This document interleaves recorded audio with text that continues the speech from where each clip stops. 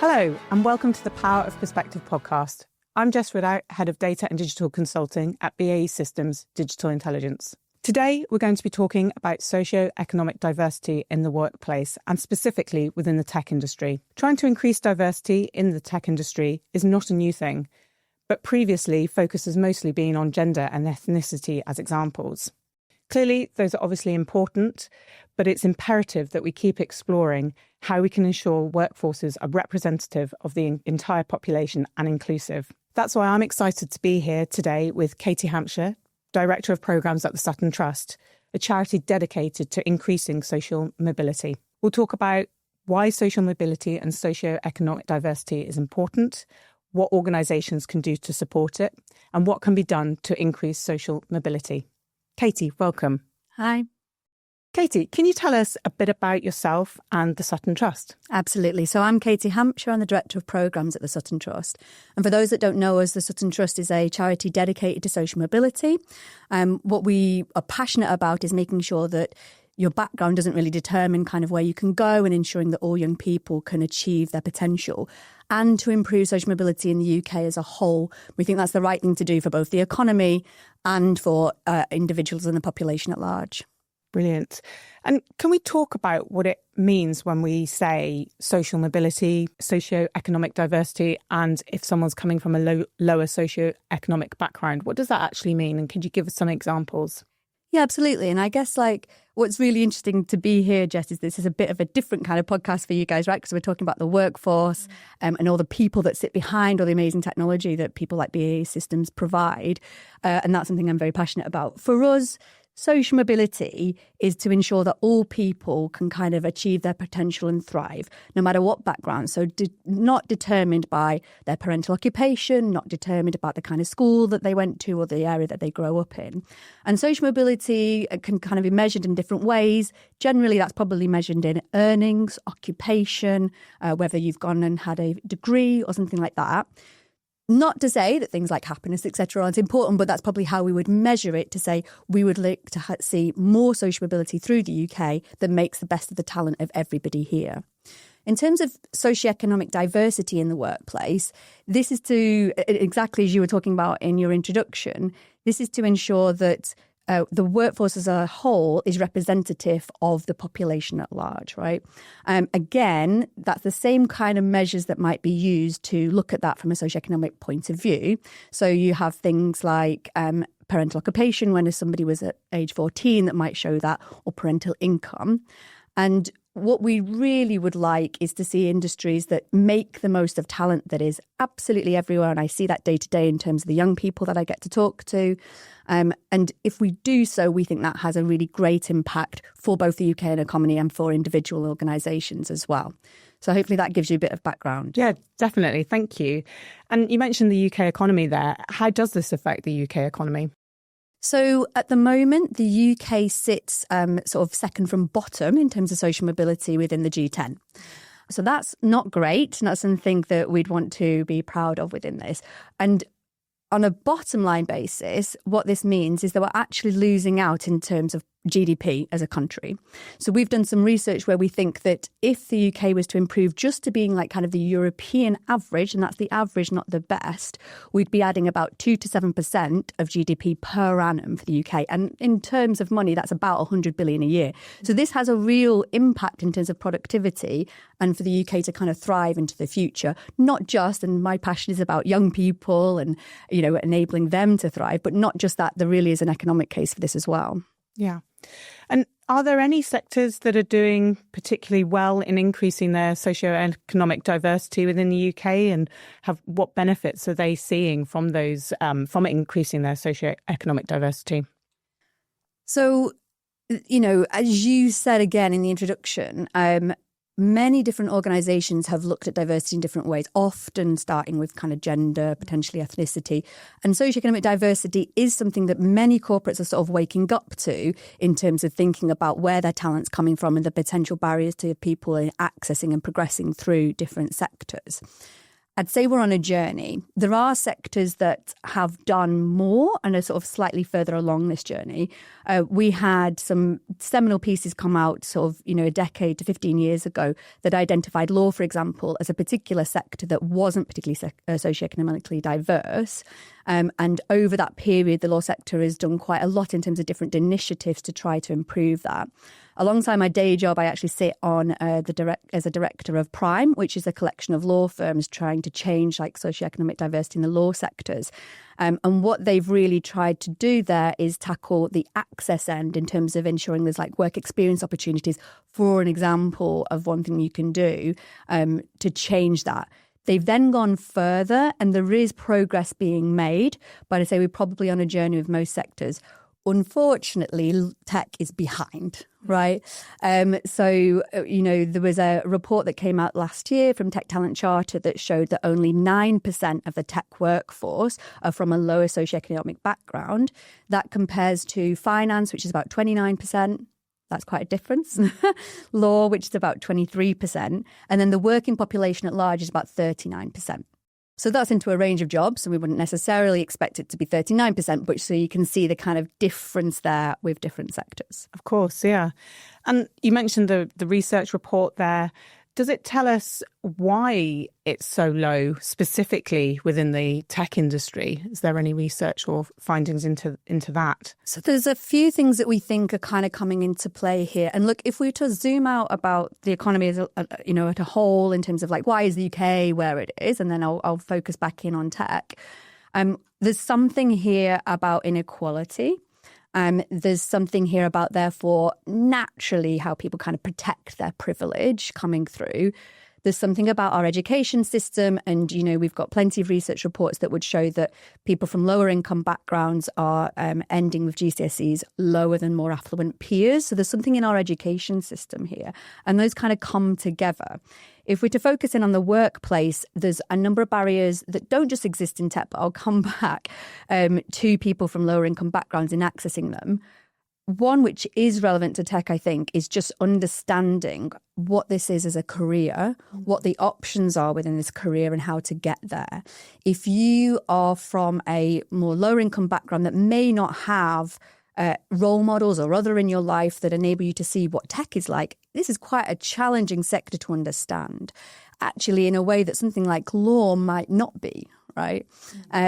Within that. So I think you have a bit of an extra thing to go to get young people to understand this is a viable career. And it is a viable career because we actually know that people working in tech are being paid, I think it was 60% more than the average of the salary. This is a great sector to get into within that. So there's something here about kind of what they know about the sector within tech and issues around that. And then there's kind of the roots in to the sector itself and kind of potential barriers that may exist for some people getting into that, whether it's the graduate route or whether it's other routes, and then the recruitment processes through this as well. And the final thing I'd say that's I think around tech that's not there as much with some of the other sectors is I think this is a newer thing for people to think about. It's not as visible. So it's not kind of in your face in terms of understanding, we've got a less representation from this particular background. It can often be kind of hidden within that. But the tech sector, which, I love, its kind of innovation, its disruption, it's sort of trying to level the playing field in many ways, I don't think has thought about this as much. And so it's really good that we're here having kind of a conversation with you and that we're doing other things in the space to help the sector understand it a bit more. Yeah, and that's a really interesting point because I was thinking about this and thinking about, well, is access to technology itself an issue? Because when I was growing up, it wasn't usual to have access to computers at school and certainly not at home. But now classrooms are much more digitally enabled. Young people have access to devices. So you'd kind of think, well, I would think then that, they might see that and think, well, actually, this could be a career for me. But I think the points that you were making there about, well, it's not necessarily having access to the technology. It's about being aware of the different roles that you could potentially do within the tech industry because it is so broad. And we know, and you mentioned there as well, that the tech industry is vital to the UK economy. The industry grew by 25% between 2010 and 2019 and now contributes to over 150 billion to the nation's economy. And it's also part of the UK's growth plans. For example, the AI Opportunities Action Plan, announced in early 2025, represents a commitment to the UK to be at the forefront of the AI industry. Research from the World Economic Forum names data and AI skills amongst critical skills for businesses between now and 2030. But of course, there could be skills gaps. And AI is actually a good consideration and reference point here for why having a diverse workforce is essential.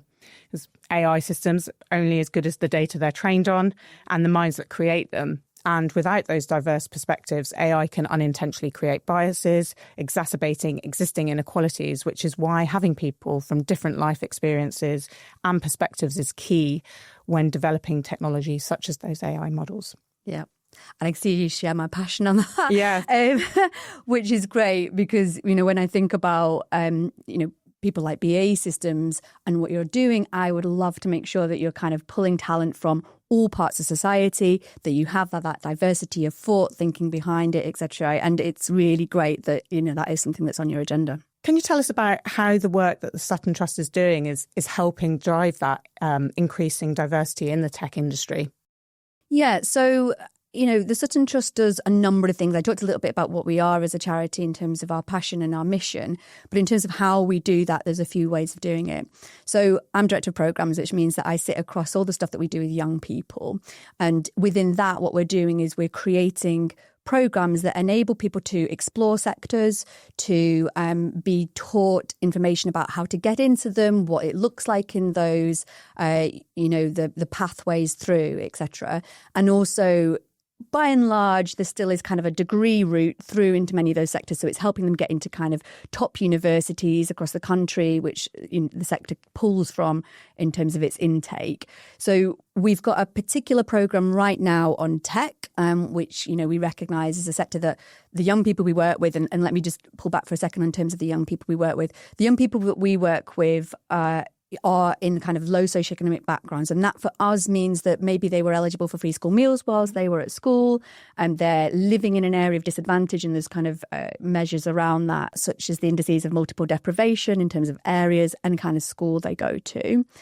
Also, whether their care experience, because there's clear evidence about that. So these are the young people we're working with. They are academically able. And when I talk to them, they are super people that could work in the sector. So they'll come through our programmes, and right now we're doing a programme called Careers Plus Tech with BAE System support, which is fantastic within that. And that's for our alumni at the moment, because we sort of thought that might be the best place to start. So they're over 18. And through the programme, they'll have a range of interventions like mentoring from people in the sector. They will have opportunity to do work experience, and they'll have kind of career insights, etc. Those people are normally at university at the moment as well. And we would love for kind of like more companies to get involved, supporting the work experience, mentoring, etc. So one way is through programming. Another way is through research and advocacy. So we're trying to understand what are the barriers that might face people for the backgrounds that we work with in accessing sectors, in accessing top universities and in highly competitive courses. And our research goes from early years through to the workplace. So plenty of information that we can then use to try and influence both government and also influence practice. And the final bit, and this is like actually where you and I met briefly, was we are working directly with sectors to bring them together around issues. So I talked about Prime, which is the law sector, and that's something that the Sutton Trust started sort of 15 plus years ago. Within the tech sector, we've just launched the Tech Future Tax Task Force. We met at an event at Google, which was brilliant to kind of bring the sector together to, again, highlight like this is an issue and what can we do about it. In terms of what we can do about it, there's multiple different ways. Maybe we can come on to that in a moment. And we'll talk a bit more about your tech and digital programmes. But for those young people, how do they find out about your programmes and apply for them? How do they know about it? So we're working through schools primarily. And this is right across the UK in terms of young people that can come onto our programmes, either university access or through into those that look at the workplace. these are programs that will help and are proven to help you get into those. So they're reasonably sought after in that respect. There'll also be kind of word of mouth. We've got to that point, which is amazing because our alumni are promoting this for us. They're saying, this was transformational for me. This has helped me move on. You go and do it as well. So those are the kind of two ways in which they do that. We do have some targeting, around it in terms of looking at particular schools, particular areas of the country that are kind of underrepresented. But that's the primary way. And when we were talking earlier, you mentioned some amazing statistics around how many people have been through your programmes already. Are you able to share those? Yeah, absolutely. So we've got around 60,000 alumni now, which is fantastic because Sutton Trust started in around 1997. So they're through some of them into their careers. And certainly there's a few that without us even having done that programme that have ended up in the tech sector, right, which is great. It was beautiful at the Tech Task Force launch to have alumni there that then were working in major employers and thinking about how they can shift and change perceptions at them. So 60,000, about 36,000 are still contactable and opening different emails that we send them and potential opportunities we send them. And that's another thing for sort of companies to be aware of. There are charities like ours and others that already have a pool of really motivated, wonderful young people that I think would thrive in this sector. Yeah, that's brilliant. And you mentioned the work that we're doing together, and BAE Systems Digital Intelligence are sponsoring one of the tech and digital programmes, as you said, to introduce people into tech roles. And we're getting mentors from our business, so some of our graduates, and matching them with mentees to provide support and a friendly face into what life in the tech industry is like. On the Careers Plus programme that you were telling us about, that sounds really exciting. How's that going? Yeah, really great. We were really surprised. Well, I'm not sure if surprised is the right word, but we were really encouraged by the applications from our alumni pool with people being interested in this as a programme. We've had 63 people now being accepted onto it in its first pilot year. That was really good for us. And within that, over 80% were previously on free school meals. Like over 90% have come from an area of disadvantage, which we talked about before. And there's about a 50-50 split on kind of male-female, which again, really encouraged by. So we're now in the point where they're going to have some launch events, they're going to have some different skills sessions. And as you said, we can have some mentors from BAE Systems, which will be really great as well. So that for me is the start of something where I go, yes, there was something here, there's interest, and we are reaching those people that I think will most benefit from this programme. So I'm really excited for where it goes.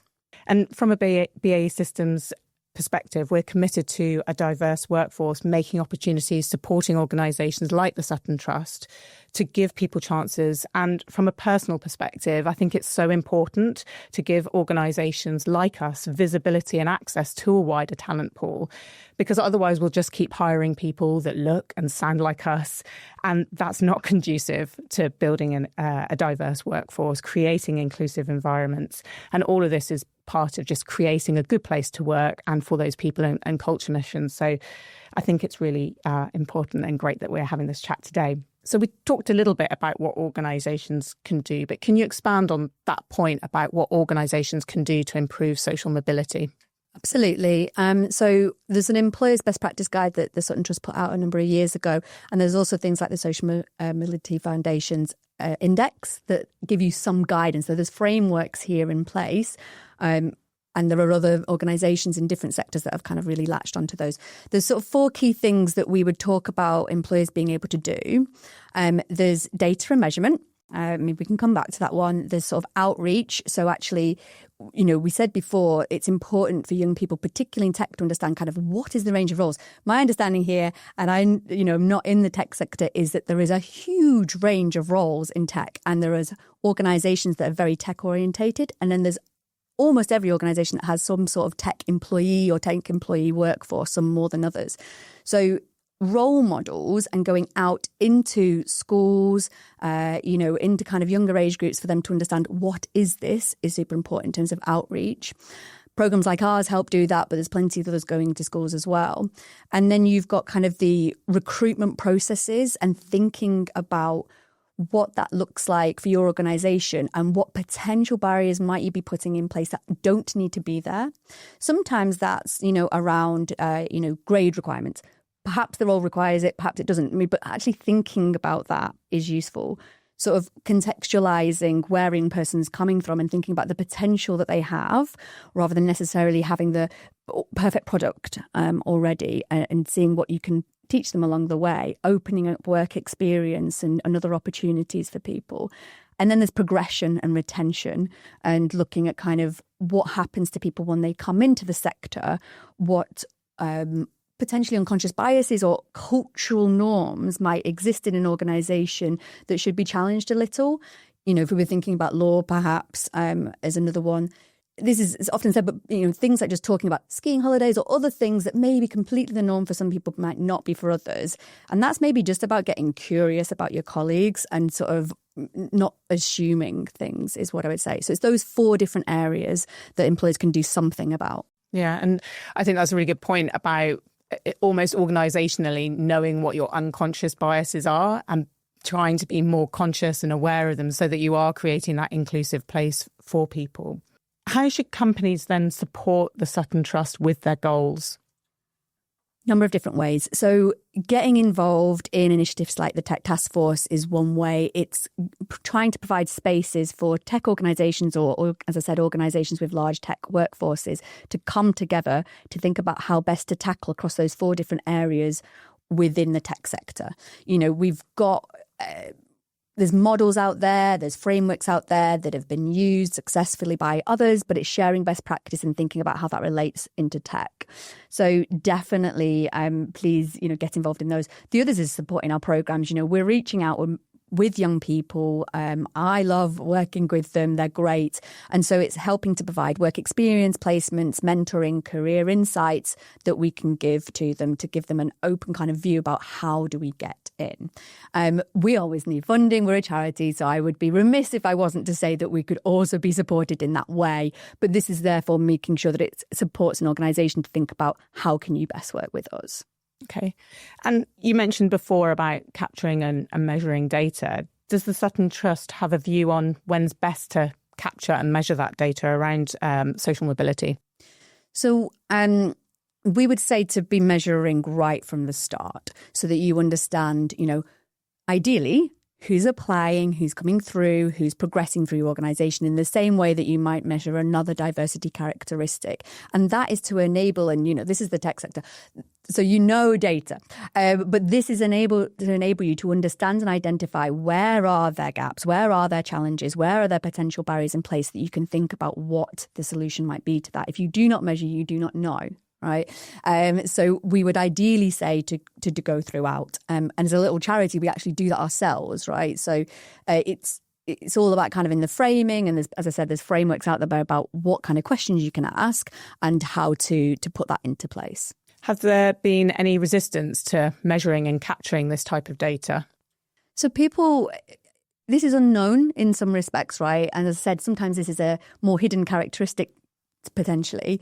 So yes, there is pushback on that. But for me, this is about like understanding your workforce, creating an open space that enables people to be like self-identifying in an anonymous survey, right? And they can self-identify more broadly if they want to, but giving them the space to think that's fine. And this employer cares. They actually care about what the diversity of their workforce looks like. So for me, it's about in the framing.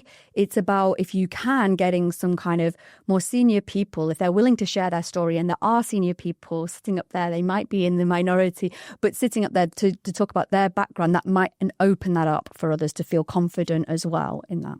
Yeah. And that's something I've definitely noticed, observing some senior leaders within our organisation sharing some of their journeys and them coming from backgrounds that you might not expect. So I think that's really important. You know, we've talked before about you can't be what you can't see. So having that visibility, seeing other people who maybe come from a similar area to you is important.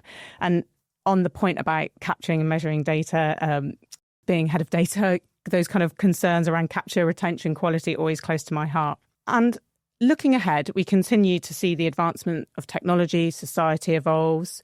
There will be job roles in 10, 15 years' time that probably don't even exist at the moment. So the need to keep bringing people through, keep having that diversity of thought is really important, especially as mission critical, safe and fair systems are being developed in defence, health and government.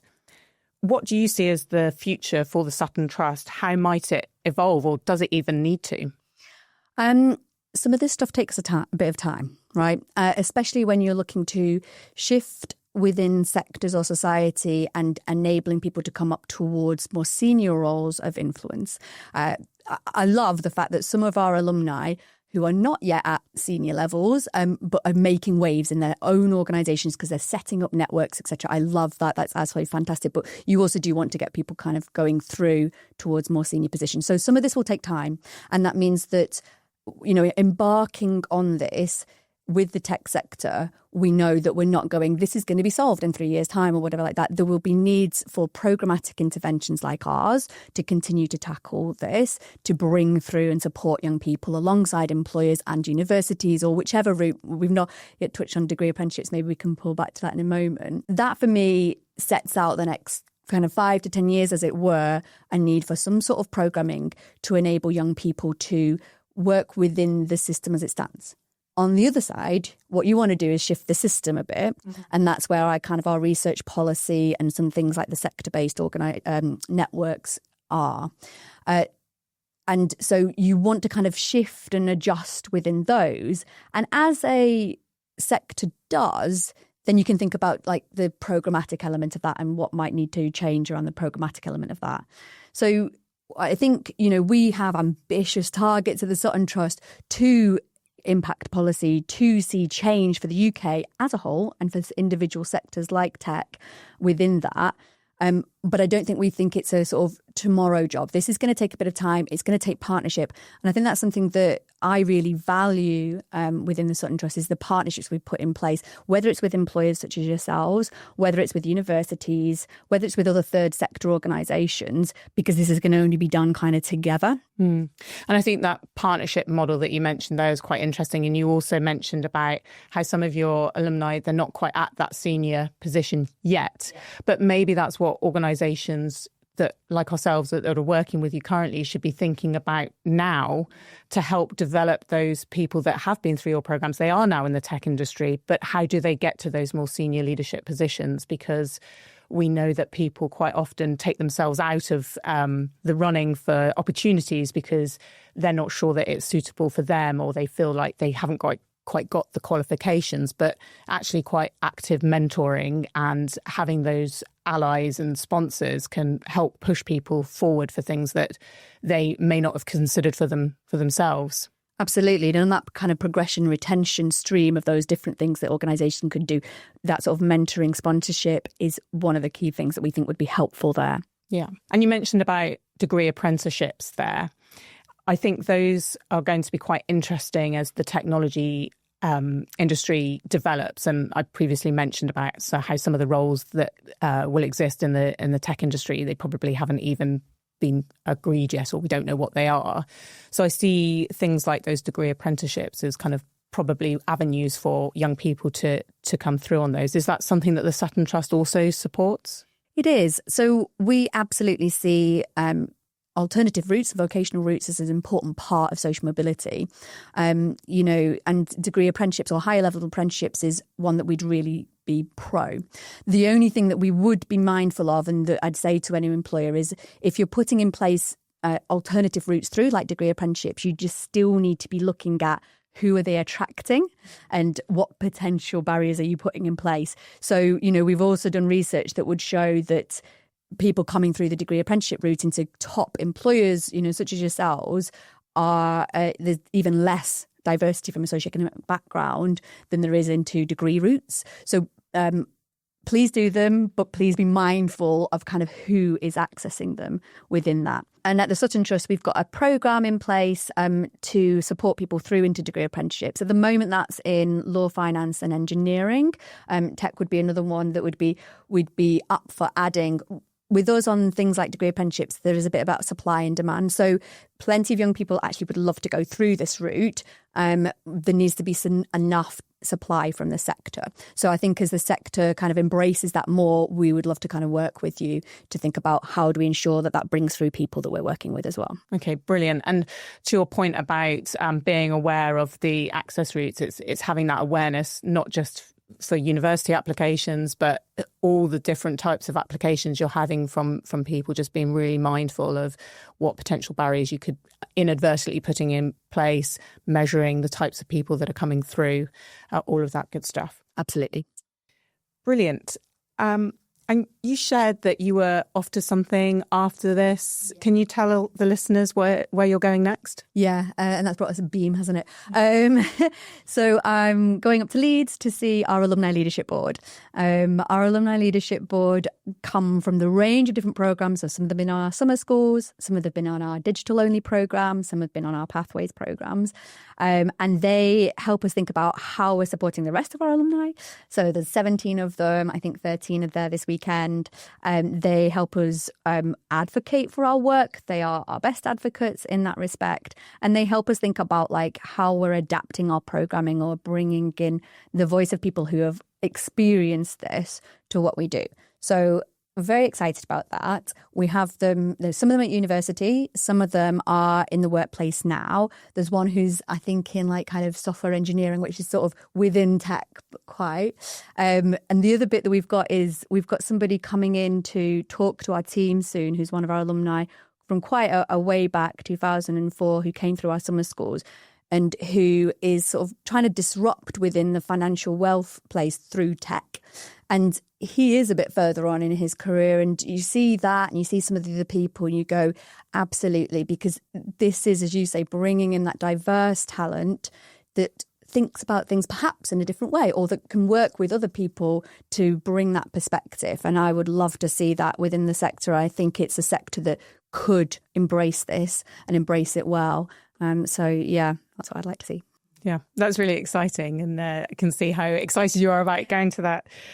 Brilliant. Well, thank you, Katy, for speaking to us today on the importance of social mobility within the workplace, building a diverse tech workforce, and the great work that the Sutton Trust is doing in this area. If you have any questions on this discussion or you're interested to hear about other topics on the podcast, please do get in touch on poppodcast@baesystems.com or pop podcast. I'm Jess Ridout, and this has been The Power of Perspective.